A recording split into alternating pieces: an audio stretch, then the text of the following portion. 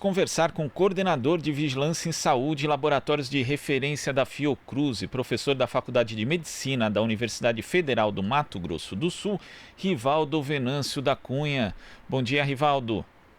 Bom dia, amigos da Brasil Atual.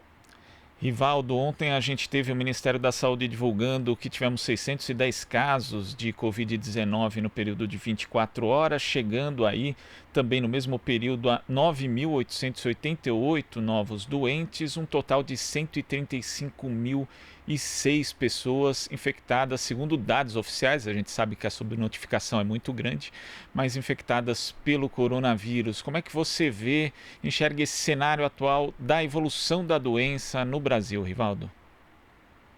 Infelizmente, os números têm mostrado, né, as estatísticas têm mostrado que nós ainda estamos em franco processo de ascendência da ocorrência desses casos. Até porque boa parte desses casos registrados até o momento ainda não são oriundos, de fato, num volume maior, da região sul do país, região que tradicionalmente costuma ter uma frequência razoável de infecções respiratórias todos os anos. Assim, vivemos uma realidade muito dolorosa em 2009 com o H1N1, novamente em 2010, Rio Grande do Sul, Santa Catarina, Paraná, têm sido estados que sofrem muito com essas infecções respiratórias. E que neste ano de 2020 ainda está um quadro relativamente controlado.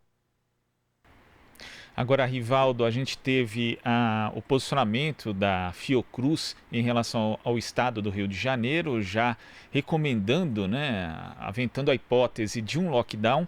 Ontem tivemos aqui também um comitê de contingência do coronavírus em São Paulo, também apontando no mesmo sentido. A gente sabe que faz muita falta um posicionamento mais efetivo do governo federal, até em termos de unificar as ações de combate ao coronavírus em prol do isolamento, mas também alguns estados e municípios já não estão demorando para adotar algumas medidas mais restritivas diante do crescimento da pandemia? Veja bem, nós vivemos uma situação assim dramática, né, que o Brasil vive hoje. Nós temos uma crise sanitária de proporções gigantescas, crise esta decorrente não somente da pandemia da Covid, porque ela já existia antes, a ocorrência de emergência todos os anos e as redes de atenção à saúde superlotada. Nós vivenciamos uma crise econômica agravada dramaticamente pela pandemia, mas que já existia antes, o desemprego, o subemprego, a situação informal de milhões de trabalhadores já existia. Essas duas crises se somando a uma histórica, grave, triste e vergonhosa desigualdade social. Nós vivemos no Brasil um verdadeiro apartheid social construído ao longo de 5 séculos. Tudo isso somando, gerando uma crise humanitária de proporções inimagináveis nos próximos meses.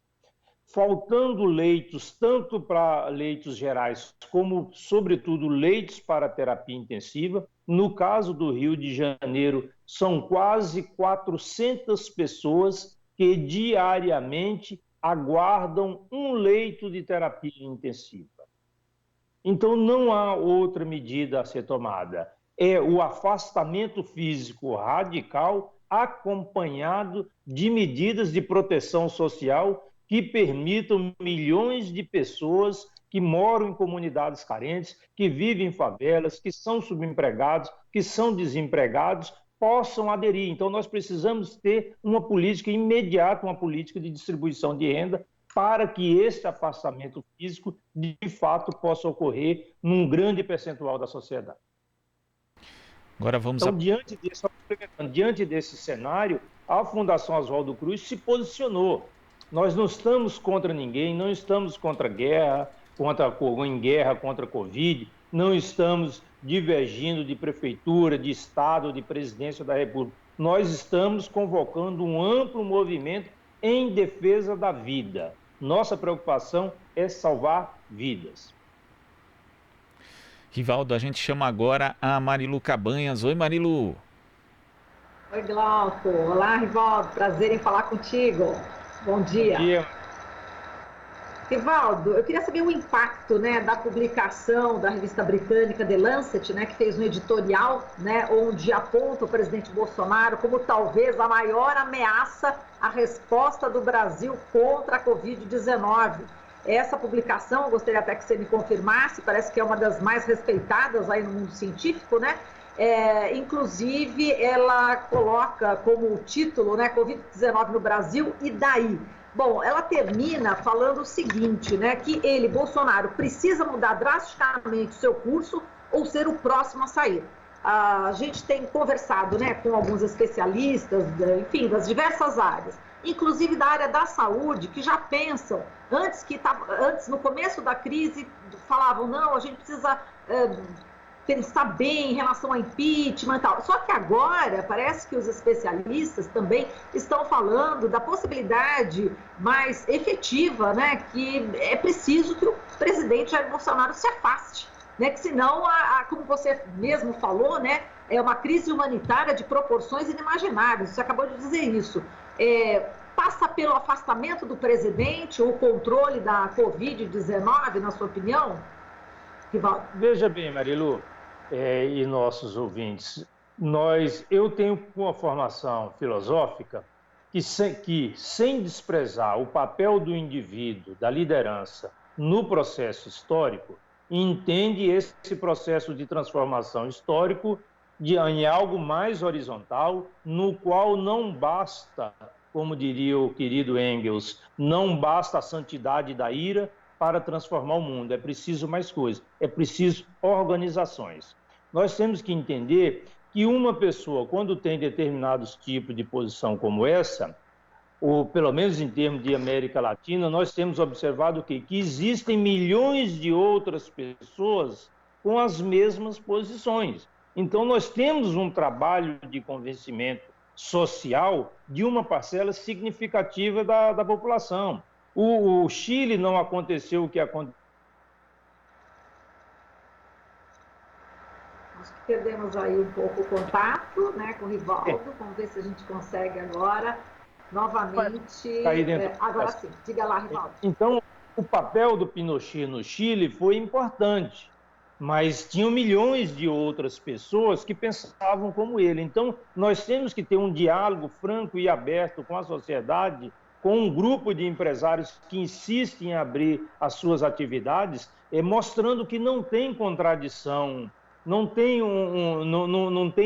uma comparação entre ou é morte do CPF ou é morte da CNPJ. A gente está com um probleminha aí de conexão com o Rivaldo, vamos ver se a gente consegue... Tem uma ligação, Rivaldo, uma pessoa me liga aí. Exatamente, Rivaldo, está tendo um probleminha de conexão. Eu queria só que você esclarecesse um pouquinho mais a respeito, justamente quando você estava falando do Chile, interrompeu e a gente ficou sem entender essa comparação. Porque sem menosprezar o papel de uma pessoa, né, mas há milhões de pessoas pensando como ela. E nós temos que ter um diálogo amplo, porque senão nós ficamos numa visão quase que cristã, existe um pecador, eu tiro esse pecador do rebanho e o rebanho está salvo. Eu não concordo com isso. Eu acho que nós temos que mudar a mentalidade de milhões de pessoas que não estão vendo a gravidade do quadro que nós estamos vivenciando e que vão aprender em lágrimas, porque começarão também a ter perdas de vida no seio de suas famílias.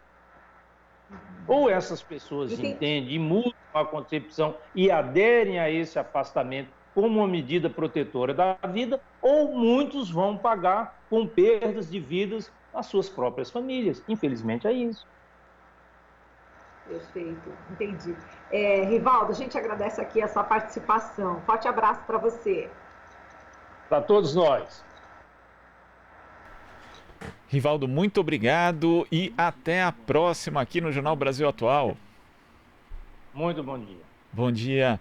Conversamos aqui com o coordenador de Vigilância em Saúde e Laboratórios de Referência da Fiocruz, professor da Faculdade de Medicina da Universidade Federal do Mato Grosso do Sul, Rivaldo Venâncio da Cunha.